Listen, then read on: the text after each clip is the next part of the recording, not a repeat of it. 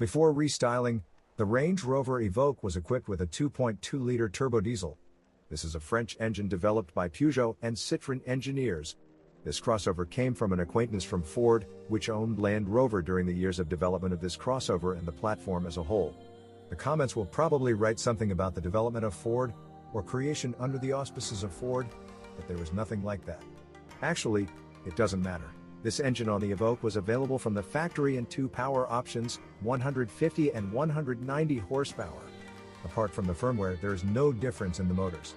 A 150 horsepower engine can be upgraded to 190 horsepower without any problems. And more if you rely on non-original firmware. Surprisingly, not only in Europe but also in our countries, most Evoques were bought with this engine. And it was the right choice. In fact, the 2.2-liter diesel is very successful. Easily lasts 500,000 kilometers.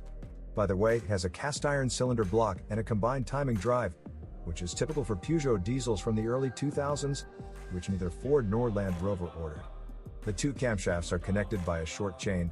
A tooth belt is laid from the crankshaft to them, which in the original must be changed every 120,000 kilometers or a little more often if a non-original belt was installed. Traditionally, it is worth changing it along with the pump that it powers. Among the systematic, but not frequent, source of this engine are a burst air pipe to the intercooler, as well as a stuck foot of the turbine geometry servo drive. In both cases, the motor will immediately lose power. The pipe has been updated and improved several times. LR066436, the original one costs about $150. And the thrust from the turbine actuator should be treated with lubricant once a quarter so that it does not rust. You also need to accelerate the engine to high speeds so that this unit works and does not wear out. Unfortunately, the original geometry servo is not sold separately, and Chinese substitutes do not inspire reliability. Many diesel Evoques have had to deal with oil leaks from the transmission side. Here, a leak may appear both along the rear crankshaft oil seal and at the fifth crankshaft support located underneath it. In general, when replacing the crankshaft rear oil seal, I highly recommend immediately taking care of replacing the rear support seals. You need to remove the pan, unscrew and remove the rear support, replace its rubber seals, LR004153, they are detailed separately, and the entire perimeter of the support should be coated with a high-quality sealant. And for reliable and tight installation of the rear oil seal, LR043291, you need to use a special cup, LR3031271, which evenly seats it in place. All these moments make themselves felt once every 150,000 kilometers. It is worth changing the fireproof washers under the injectors with the same regularity, so that there are no expensive problems later. 2.0 TD4 150 horsepower, 180 horsepower, 204 DTD, 2.0 SD4 240 horsepower, 204 DTA. After restyling, the Evoque switched to home-developed engines. All of them belong to the modular Ingenium family. These engines have a timing chain drive, but it is placed on the transmission side. The cylinder block is, naturally, aluminum, but with cast iron liners. The crankshaft is installed offset relative to the vertical axes of the cylinders. There is a variable displacement oil pump, an electronic thermostat, and there is even a phase regulator on the intake camshaft. The 240 horsepower version is equipped with a twin turbocharger. There isn't a lot of negative information about the reliability of the diesel Ingenium, but it does exist. Moreover, the first owners were protected from all negativity by warranty. It was mainly the manufacturer who suffered. JLR replaced the balancer shafts due to wear on their bearings and the accompanying hum. Rattled timing chains were most often replaced by dealers under warranty. Worn Mitsubishi turbines also had to be replaced. This engine also had problems with oil dilution by diesel fuel due to unsuccessful burning of the particulate filter. Dealers changed the particulate filter. Essentially, the fresher the Ingenium motor, the greater the chance that all its childhood illnesses will be cured.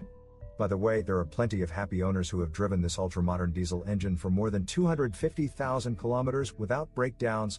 The only thing the Biturbo version cannot boast of is that its crankshaft bursts. 2.0 SI4 240 horsepower, 204 pints. The pre-restyling Evoque was equipped with a 2-liter gasoline turbo engine from Ford from the EcoBoost family. This engine is very controversial. In the first 2 years of production of the Evoque, it was literally changed en masse. His pistons were falling apart due to detonation, but this problem was overcome with both firmware and oil. Then the steel exhaust manifold began to act strangely, bursting at the welds in the best case. The owner managed to smell the exhaust gases and drove to the service station. In the worst case, fragments of the weld bombarded the turbine impeller. In any case, the turbine had to be changed, because the exhaust manifold including its flanges is a single part with the hot part of the turbine. Even at high mileage in early engines, the phase regulator stopper, LR050849, of the intake shaft shot, which even ended in a broken timing chain and a collision of pistons and valves. This happened if the owner did not pay attention to the rattling of the engine for a long time after a cold start. In general, since 2014, the reliability of this gasoline engine has become tolerable. Although the fuel injection pump does not tolerate fuel of questionable quality, the injectors begin to dangerously pour fuel into the cylinders.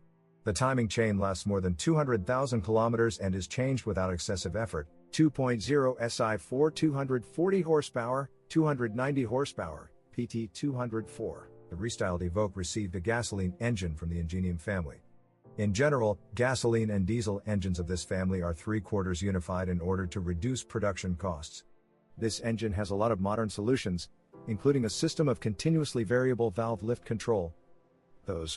It's like Valvetronic, only with electro-hydraulic control. There are really no objective statistics about the reliability of gasoline Ingeniums, but in general, nothing bad happens with these engines. 6-street Getrag M66 manual transmission. It is very rare to see an Evoque with a 6-speed Mechanics M66 from Getrag. In this version, this crossover was sold only in Europe, and even in expensive trim levels. Here we can only draw parallels with the Freelander. This transmission works well if the owner changes its oil every 100,000 kilometers or more often. Otherwise, it happens that these mechanics begin to howl with their bearings after a mileage of 200,000 kilometers. Evoque comes with 2 different automatic transmissions, 6-speed and 9-street. Moreover, the second appeared even before restyling, at the very end of the 2013 calendar year, and completely replaced the 6-speed AWF21 Aisin TF80 SD 6-street automatic transmission. So, 6-street the automatic on the Evoque in the first years of production is the Aisin TF80 SD. A very reliable and trouble-free unit. But there is one but. Just in time for the appearance of the Evoque, Japanese engineers for some reason changed and reduced the cost of the design of the 3 sealing rings on the input shaft. They seal the oil supply channels to the clutch pack C1. It was because of them that this transmission began to kick when changing the first 3 gears, and shocks appeared when turning on drive and starting to move. Some of these symptoms were eliminated by flashing the control unit. In a good way, you need to remove and disassemble this transmission to replace the 3 rings, 354199 KTK, on the input shaft. Old and unsuccessful rings have oblique locks, while new and correct ones have a labyrinth-type lock, with a larger surface for overlapping joints. It would also be a good idea to install a separate radiator for ATF air cooling, as is done on these machines for hot countries. The standard automatic transmission radiator is screwed to the right of the engine radiator. It has 2 circuits, for antifreeze and for automatic transmission oil. Over time, the antifreeze circuit becomes clogged and cooling quality deteriorates. There is still a risk that the tubes inside the heat exchanger will crack, and both liquids will begin to mix and end up where they do not belong. Antifreeze will kill the automatic transmission very quickly. The friction disc linings swell due to a high concentration of ethylene glycol. In general, if you partially change Toyota WS type oil every 40,000 kilometers, then this Aisin product will easily cover 400,000 kilometers. ZF9 HP48 9-street automatic transmission. 9-street The ZF9 HP48 automatic transmission, as already noted, appeared on pre-restyling cars, including those paired with a 2.2-liter French diesel engine. In general, this transmission has appeared on a wide variety of cars around the world. Even Honda and Chrysler received it, not to mention Fiat. Evoque became one of its first owners. Of course, during the warranty period, many 9 HP48 transmissions had to be replaced due to premature failures. By the way, for the first time in its design, 2-cam clutches were used, which, like clutches, perform the function of connecting its elements. Usually problems start with them, and only if the car is often involved in overtaking at speeds above 100 km per hour. In this case, downshifts to 4th or 5th gears occur in a very destructive manner for the dog clutches. They break themselves and the splines of the shaft on which they are located. All this is accompanied by the emission of steel shavings. In general, if you do not load this automatic in this way and change the ATF in it, ZF Lifeguard Fluid 9 partially every 40,000 kilometers, then it will last more than 200,000 kilometers. In this case, it is worth monitoring the appearance of oil between the automatic transmission and the bevel gear, often the seals of the connecting sleeve, LR086159 lose their tightness. An age-related problem with the Evoque all-wheel drive transmission is wear on all 4 bevel gear bearings. Sometimes it is not entirely correctly called a handout. This is the unit that connects the front right-wheel drive and the drive shaft to the rear gearbox. When driving under 200,000 kilometers, quite often a hum occurs, which is emitted by worn bearings. As a rule, it all starts with wear of the bearings under the shaft to the cardan flange, then the intermediate shaft bearings wear out with chips. Often, along with the hum, indecent play in the bevel gear flange under the cardan is detected. The angular gearbox will have to be removed and disassembled. All 4 bearings will have to be replaced. 2 pieces 4T32010X, 4TM86649M86610, 4TM8020488M8020011, and a bunch of seals. Replacing the gearbox and gearbox seals never hurts, because with mileage under 200,000 kilometers, they all begin to leak oil. The usual oil used here is 75 watts minus 90. By the way, the Evoque has 6-speed angular gearboxes. Automatic or manual transmissions are not equipped with drain plugs. When servicing, oil must be pumped out through the filler hole. Then you need to pour fresh gear oil into it until it flows out. After this, you need to take the oil again, 200 milliliters for cars with a gasoline engine and 120 milliliters for cars with a diesel engine. If the Evoque is equipped with a 9-speed automatic transmission, then the front bevel gearbox has both a drain and a filler hole. In the rear gearbox of any design, there is only a plug for filling, i.e. you can pump out the oil through it with a syringe, and then add fresh oil until it flows out. The Evoque's all-wheel drive system is typically crossover. The rear axle is connected automatically. For this purpose, the 4th generation Haldex coupling is used on pre-restyling cars, and the 5th generation on restyled cars. They both need maintenance. In Haldex 4 you need to change the filter, which is sold by number from the Volvo catalog, 31,325,173, and fill in oil for Volvo, 31,367,940, or for VAG models, G05517582. These oils also have analogs at better prices. For ease of maintenance, you have to remove the muffler and unscrew it from the back. Also pay attention to the 5-wire wire to the Haldex coupling. Sometimes the wires in it break, after which the all-wheel drive does not turn on. The 5th generation Haldex coupling does not have a replaceable filter. There is a small filter cap on the pump itself. You need to unscrew the pump and clean its mesh. If there is too much dirt, then it is advisable to lower the rear gearbox together with the clutch in order to completely remove its side cover. There will be a lot of clots from the oil that has worked in the clutch. The same oil is used to fill the 5th generation clutch. In addition, the restyled Evoques were equipped with another type of all-wheel drive. It is called Active Driveline in the options and is included in the dynamic trim levels. This system has as many as 3 multi-disc hydraulic couplings. The first is located in front next to the bevel gear. It connects and disconnects the drive shaft from the rear gearbox. When driving on roads, the drive shaft may simply turn off and not rotate. There is no differential in the rear gearbox, just a regular bevel gearbox.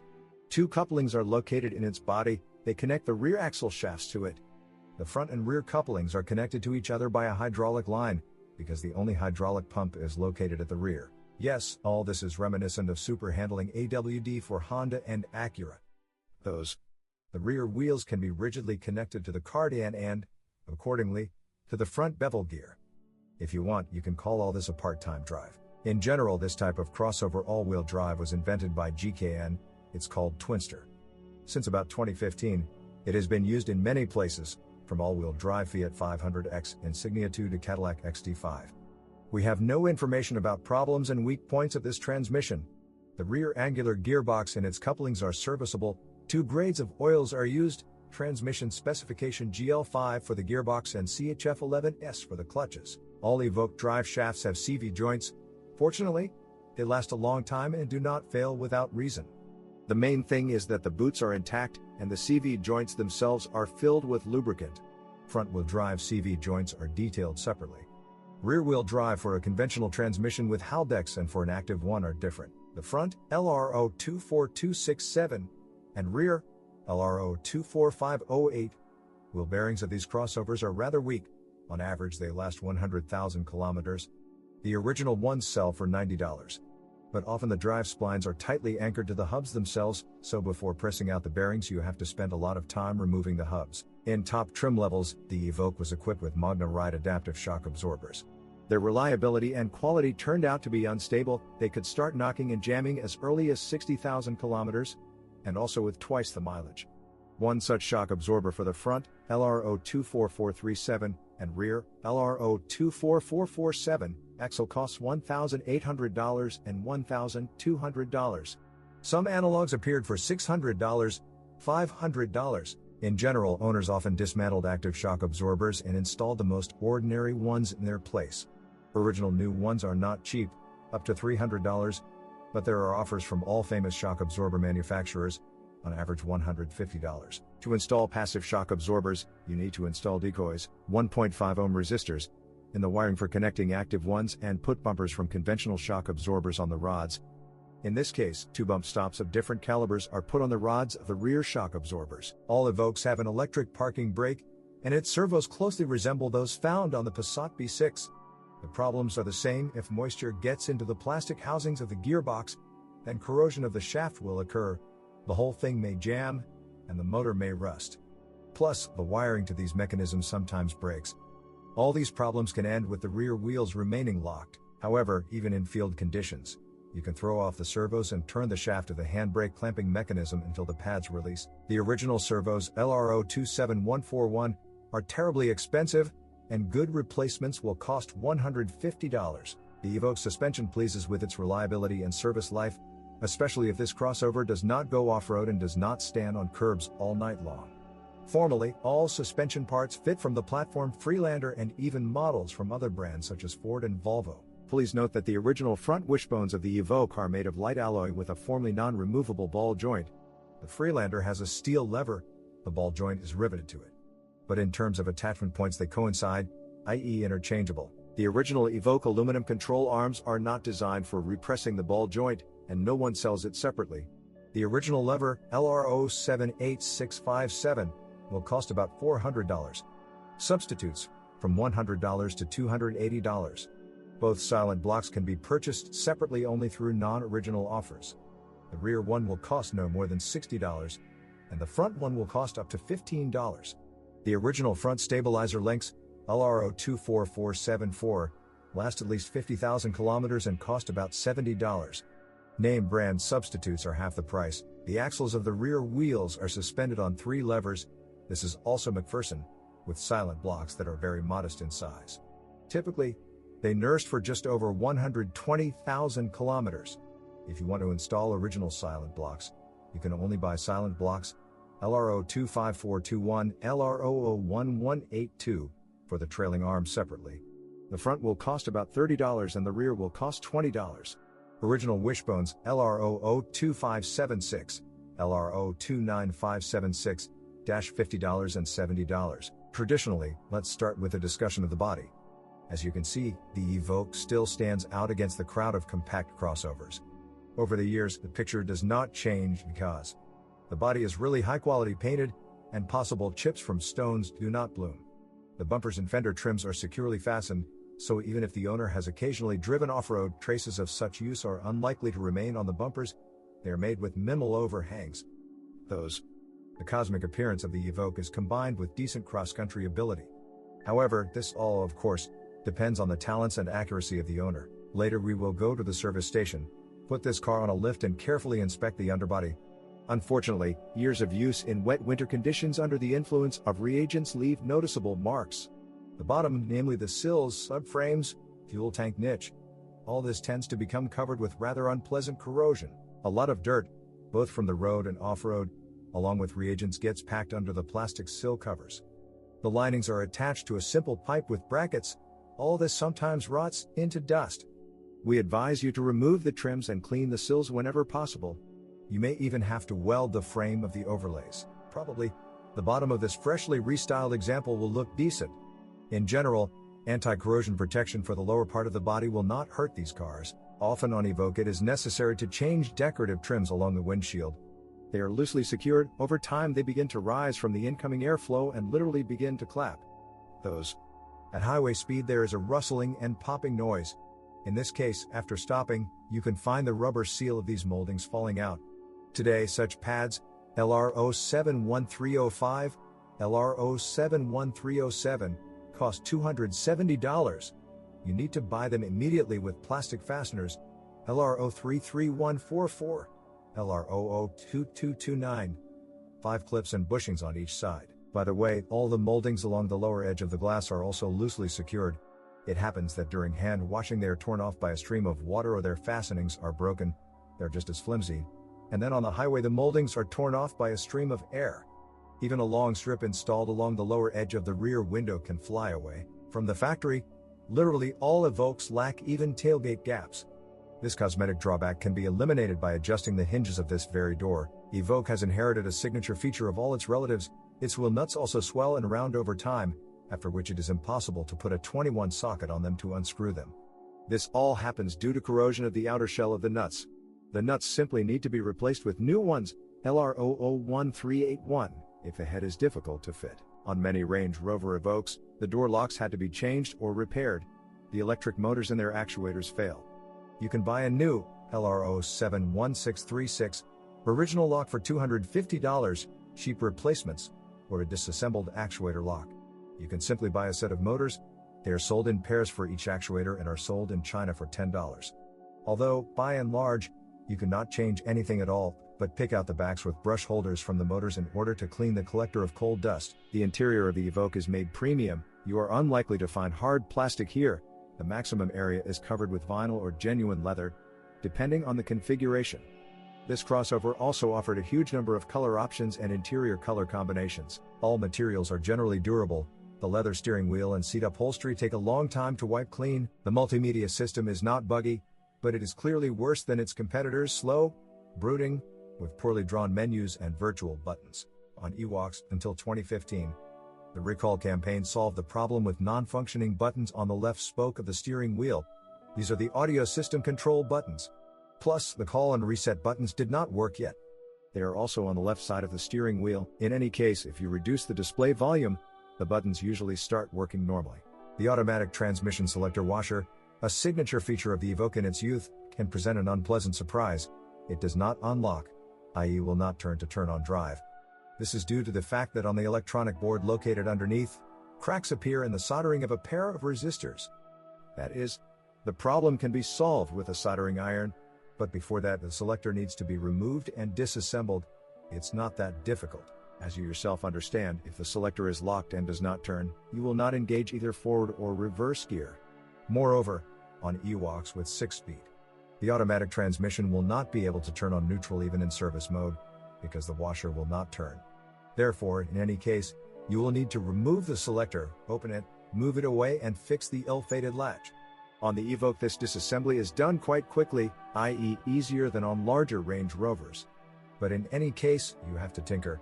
If you are not ready for this, then you will have to call a tow truck, ideally even loaded with a manipulator, if you cannot turn on neutral. During long runs on Evoques, another problem occurs: the heater fan turns on at maximum speed and sometimes does not turn off. This all happens against the background of a failure of the heating system thermistor, LR094345. To change it, you need to get into the depths of the center console from the bottom left side, removing the accelerator pedal. A new resistor today is incredibly expensive, thousands of dollars.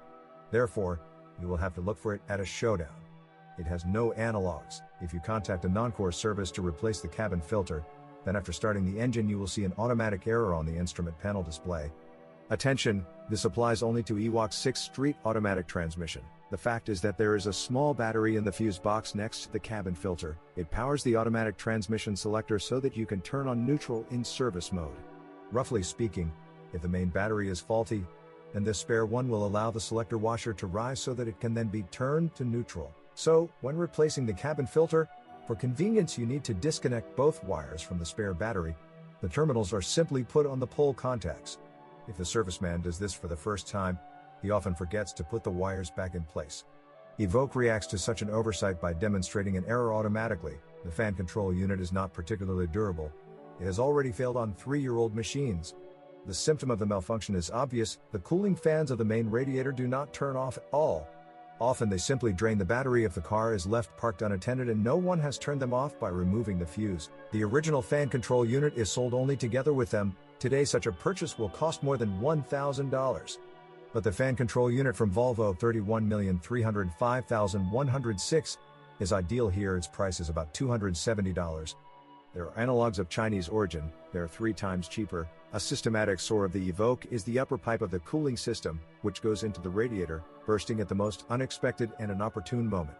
Note that the cooling system pipes for gasoline and diesel Evoques are different, LRO 32347, LRO 32349, but it is the upper ones that burst.